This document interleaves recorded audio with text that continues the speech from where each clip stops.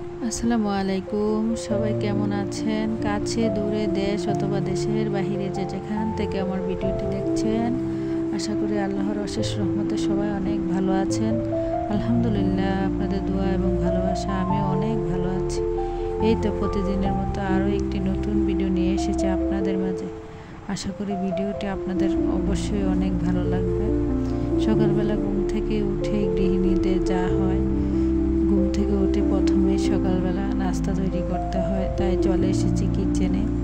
প্রথমে রুটির ডোটা করে নিয়েছি, একে একে রুটিগুলা বেলেও নিয়েছি, আর এদিক দিয়ে চা বসিয়ে দিয়েছি।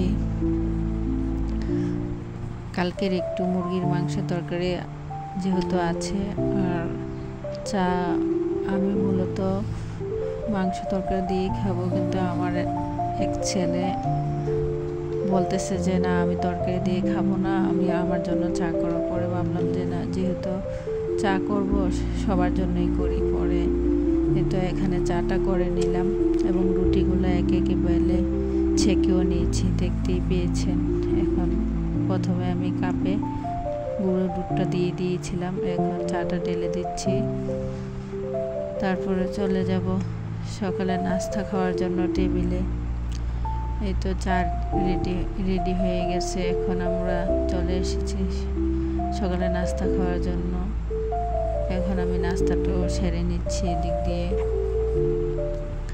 বাহিরে প্রচুর বৃষ্টি হচ্ছে ইদানিং, আজকে কয়েকদিন যাবৎ বাহিরে প্রচুর বৃষ্টি হচ্ছে। দেখেন রান্নাঘরের কি অবস্থা। নাস্তা খাওয়ার পরেই চলে এসেছি রান্নাঘর পরিষ্কার করে নেব, যেহেতু নাস্তা খেয়েছি। নাস্তা তৈরি করার সময় অনেকগুলা প্লেট, বাটি, পাতিল এগুলা যেহেতু নোংরা হয়েছে, এগুলো একটু ধুয়ে মুছে পরিষ্কার করে নেব এবং আজকে গ্যাসের চুলাটাও একটু পরিষ্কার করে নেব। একে একে আমি সব কিছু ধুয়ে মুছে পরিষ্কার করে নিচ্ছি। দেখতেই পাচ্ছেন, সকালবেলা প্রতিনিয়ত আমাদের এই কাজগুলো করতে হয় প্রত্যেকদিন তো আর আমরা এগুলা ভিডিও করি না। এক এক দিন দেখা গেছে এক এক রকম ভিডিও বানাতে হয়, যেহেতু লাইফস্টাইল ব্লগ। আমরা গৃহিণীরা যতই কাজ করি না কেন, আমাদের ফ্যামিলির কারো চোখেই পড়ে না। শ্বশুর শাশুড়ি হোক বা স্বামী, প্রতিদিন ভাবে আমরা কোনো কাজই করি না, শুধু রান্না বান্না করি আর বাস খাওয়া দাওয়া করি, এটাই আমাদের মূলত কাজ।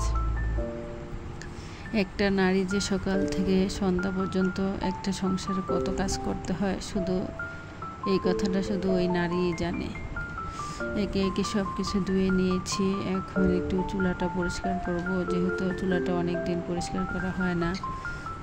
এখন চুলা পরিষ্কার করতে গিয়ে দেখি যে মগগুলা রাখা হয়নি, তাই স্ট্যান্ডে মগগুলা রেখে দিলাম।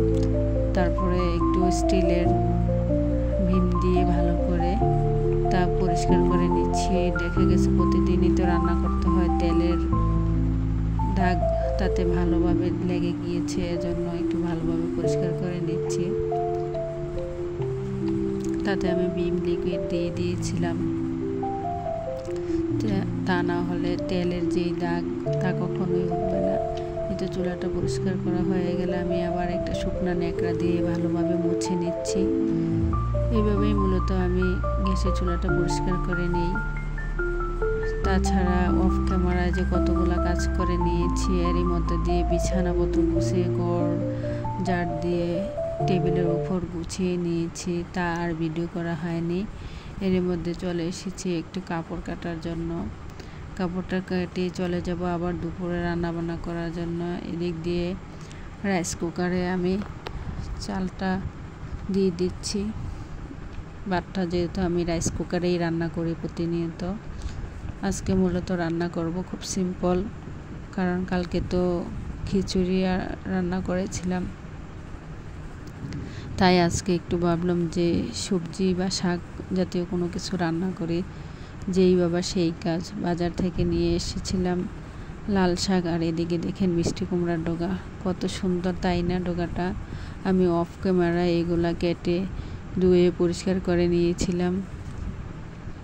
লাল শাকগুলো একটু কেমন যেন শক্ত ছিল, তার জন্য ভাবলাম যে এগুলোকে একটু আগে থেকে একটা পাতিলে বসিয়ে নিয়ে একটু ভাপিয়ে নিয়ে যাক। এদিক দিয়ে লাল শাকটা ডেকে দিয়েছি, তাড়াতাড়ি নরম হয়ে যাবে। তারপর অন্য একটা কড়াইতে আমি তা ভেজে নেব। আর এদিক দিয়ে দেখেন কত বড় বড় তেলাপিয়া মাছ। আমার মূলত এই মাছগুলো আমার বাবার বাড়ি পুষ্কুনি থেকেই দিয়ে গেছে আমার বাবা।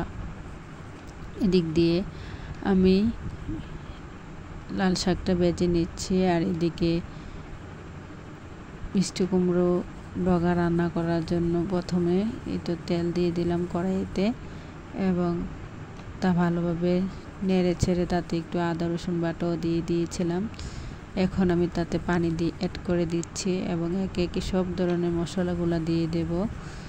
এখনও যারা আমার ভিডিওটি দেখছেন, যদি আপনাদের কাছে খুব বেশি ভালো লেগে থাকে প্লিজ একটি লাইক দিয়ে দেবেন। আপনাদের একটি লাইকই পারে আমার ভিডিওটি অনেকের কাছে পৌঁছে দিতে। আর যদি খুব বেশি ভালো লেগে যায় তাহলে পাশে থাকা বেল বাটনটি প্রেস করে দেবেন, যাতে করে আমি কোনো ভিডিও ছাড়ার সাথে সাথে আপনার কাছে নোটিফিকেশন চলে যায়। আর যারা অলরেডি এই কাজটি করে দিয়েছেন তাদেরকে জানাই অসংখ্য ধন্যবাদ। এই তো মশলাটা ভালোভাবে কষিয়ে নিয়েছি এবং তাতে মাছ অ্যাড করে দিয়েছি এবং কয়েকটা আলু চিকন করে কেটে দিয়েছিলাম। যখন এগুলা একটু হালকা সিদ্ধ হয়ে এসেছিল তখন তাতে আমি একটু কুমড়ো ডোগাগুলো দিয়ে দিয়েছি এবং ভালোভাবে নেড়ে চেড়ে তা ডেকে দিয়েছি। কিছুক্ষণ পর দেখেন মাশাআল্লাহ কতগুলা কুমড়া একদম কয়টা হয়ে গেছে। তা সিদ্ধ হয়ে প্রায় আধা সিদ্ধ হয়ে এসেছে। তারপর আবার একটু ডেকে দেব। এদিক দিয়ে বাটটাও হয়ে গেছে। এখন আমি মাঠটা গেলে নেব। আমি যেহেতু বইটা ভাত খেতে পারি না, তার জন্য রাইস কুকারে ভাতটা রান্না করে সবসময় ভাতের মার গালতে হয়। আর এদিক দিয়ে আমার ছেলের জন্য 2টা মাছ ভেজে নিচ্ছি, 2 পিস। আর এদিকে দেখেন মাশাআল্লাহ তরকারিটা কত সুন্দর হয়েছে। রান্না প্রায় শেষ। এদিক দিয়ে এরই মধ্যে গোসল নামাজ সব কিছু শেষ করে নিয়েছি। চলে এসেছি টেবিলে দুপুরে খাওয়া দাওয়া করার জন্য। আজকে মূলত ছিল লাল শাক, তারপরে ডোগা তরকারি, আর এদিকে মাছ ভাজা। আর ওইদিকে কালকে একটু ভর্তা করেছিলাম, ভর্তা যেহেতু ছিল তাই খাবো নিয়ে এসেছি টেবিলে। এদিক দিয়ে আমি আমার মেয়েকে ভাতটা খাইয়ে দেব, পরে আমি খাবো। আর এদিকে আমার ছেলেকেও খাবারটা দিয়ে দিচ্ছি। তারপরে এটা ছিল বিকেলবেলা। বাজার থেকে একটা পাতাবাহার গাছ এনেছিলাম, তাই গাছটা লাগিয়ে নিচ্ছি। ভিডিওটা এই পর্যন্তই। সবাই ভালো থাকবেন। খোদা হাফেজ। সবার জন্য দোয়া রইল।